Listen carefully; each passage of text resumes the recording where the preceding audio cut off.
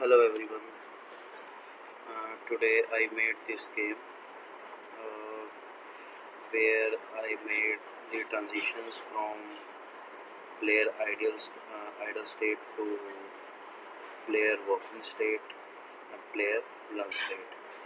And there is another state which is called as any state. And from that state we can change our transition to player run state. And from player run state it can change its transition to player idle state or either to the player walk state. So now let's play our game.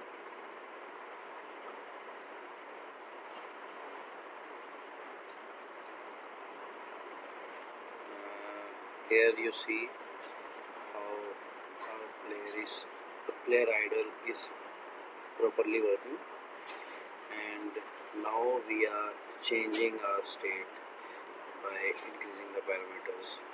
Now here our player is in walking state. Now again we are changing the parameters of speed. Now let's take it to the run state. Here now our player is running. Thank you. If you like it, please review this or give me a proper honest feedback. Thank you.